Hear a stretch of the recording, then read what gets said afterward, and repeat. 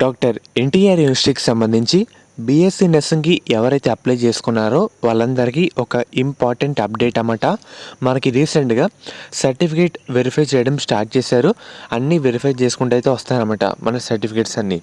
మెయిన్గా మన డాక్యుమెంట్స్ అన్నీ వెరిఫై చేశారో లేదో అని ఏ విధంగా తెలుసుకోవాలి, దానికి సంబంధించి మీకు స్టెప్ బై స్టెప్ ప్రాసెస్ సరికి ఈ వీడియోలో డీటెయిల్గా చెప్తాను. వీడియోని లైక్ చేయండి. కొత్తగా ఎవరైతే మన ఛానల్ చూస్తున్నారో సబ్స్క్రైబ్ అయితే చేసుకోండి. పక్కన బెల్ ఐకాన్ కూడా ఆల్ ఆప్షన్లో పెట్టుకోండి. మెయిన్గా మీకు వెబ్సైట్ లింక్ కూడా మన డిస్క్రిప్షన్లో ప్రొవైడ్ అయితే చేయడం జరుగుతుంది. వెబ్సైట్ అయితే ఈ విధంగా అయితే ఉంటుందన్నమాట. పక్కన ఇక్కడ 3 డాట్స్ ఉంది కదా, దాని మీద ప్రెస్ చేయండి. ప్రెస్ చేసిన తర్వాత కింద లాగిన్ అని ఉంది కదా, దాని మీద ప్రెస్ చేస్తే మనకి ఈ విధంగా ఫార్మేట్ అయితే రావడం జరుగుతుంది.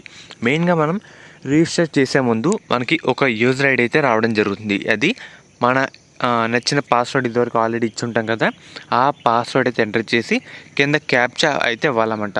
క్యాప్చా ఇచ్చిన తర్వాత కింద లాగిన్ ఉంది కదా, దాని మీద ప్రెస్ చేయండి. కింద లాగిన్ మీద తర్వాత మనం ఇంకో పేజ్కి అయితే రీడైరెక్ట్ అయితే కావడం జరుగుతుంది.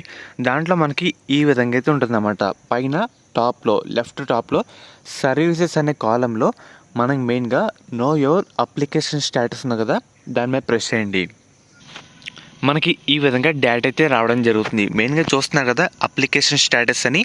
ఎవరికైతే మెయిన్గా ఈ విధంగా ఉంటుందో VO1 అప్రూవ్డ్ అని, ఎవరికైతే VO1 అప్రూవ్డ్ అని ఉంటుందో వాళ్ళందరికీ అప్లికేషన్ అయితే వెరిఫై అయితే అవ్వడం జరిగింది అని అర్థం. ఇదైతే గుర్తుపెట్టుకోండి. దానికి సంబంధించి మనకి టెక్స్ట్ మెసేజ్ కూడా వాళ్ళైతే సెండ్ చేస్తారన్నమాట. ఈ విధంగా dear candidate your documents have been verified by the verification officer. Website ఒకసారి చెక్ చేసుకోండి ఫర్దర్ డీటెయిల్స్ అన్నట్టు ఒక చిన్న మెసేజ్ ఫార్మేట్లో కూడా వాళ్ళైతే పంపిస్తారు. అండ్ అలాగే కింద మన అప్లికేషన్ స్టేటస్లో VO1 అప్రూవ్డ్ అని వస్తే అందరికీ వెరిఫై అయితే అయిందని అర్థం. ఎవరికైతే VO1 అప్రూవ్డ్ అని రాలేదో, ఈ విధంగా V2 రీఅప్రూవ్డ్ అని వస్తుందో, మెయిన్గా వాళ్ళు దాని మీద ప్రెస్ చేసిన తర్వాత మనకి ఈ విధంగా అసలు ఎందుకు అప్రూవ్ కాలేదు దానికి సంబంధించి కారణం అయితే ఉంటుందన్నమాట. వెరిఫికేషన్ ఆఫీసర్ రిమార్క్స్ అని ఇక్కడ ఒక విద్యార్థి upload both mark sheet of the bridge and vocational courses అలా అయితే అప్లోడ్ అయితే చేయలేదన్నమాట. ఇప్పుడు అప్లోడ్ అయితే చేయమంటున్నారు.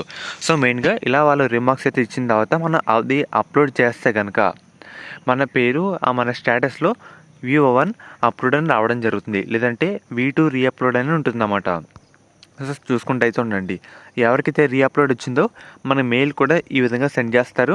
Document name EWS certificate valid for year 2024 to 25 అని ఈ విధంగా వస్తుందన్నమాట. డాక్యుమెంట్ నేము రీజన్ పక్కన ఎందుకు ఇలా మనం రీఅప్లోడ్ చేస్తే రిజెక్ట్ అయ్యాము, సో దానికి సంబంధించి మనకి ఈ విధంగా వాళ్ళైతే సెండ్ చేస్తారు. ఇదైతే గుర్తుపెట్టుకోండి. మెయిన్గా మీరు అందరూ ఒకసారి ఇప్పుడు చూసుకోండి, ఎవరైతే ఇంకా చూసుకోలేదో సో వెంటనే చూసుకోండి. VO1 అప్రూవ్డ్ వస్తుందో వాళ్ళైతే టెన్షన్ పడక్కర్లేదు, మీ ప్రాసెస్ అయితే కంప్లీట్ అయితే కావడం జరిగింది. ఎవరికైతే V2 రీఅప్లోడ్ అని వచ్చిందో మెయిన్గా దానికి ఎందుకు అలా వచ్చింది, ఏమి రీఅప్లోడ్ చేయాలి, దానికి కారణం ఏంటనేది క్లియర్గా తెలుసుకొని అది క్లియర్గా అప్లోడ్ చేయడానికి అయితే ట్రై చేయండి. అది కూడా కొంచెం క్లియర్గా ఉండేలా అప్లోడ్ అయితే చేయండి అన్నమాట. సో చూసుకోండి, ఫాస్ట్గా అప్లోడ్ చేయడానికి అయితే ట్రై చేయండి అన్నమాట. మళ్ళీ మనకి ఇబ్బంది అయితే అవుతూ ఉంటుంది. సో ఫ్రెండ్స్, మీకు ఎటువంటి డౌట్ ఉన్నా సరే ఒకసారి కామెంట్ సెక్షన్లో కామెంట్ అయితే చేయండి, మీకు రిప్లై అయితే ఇవ్వడం జరుగుతుంది.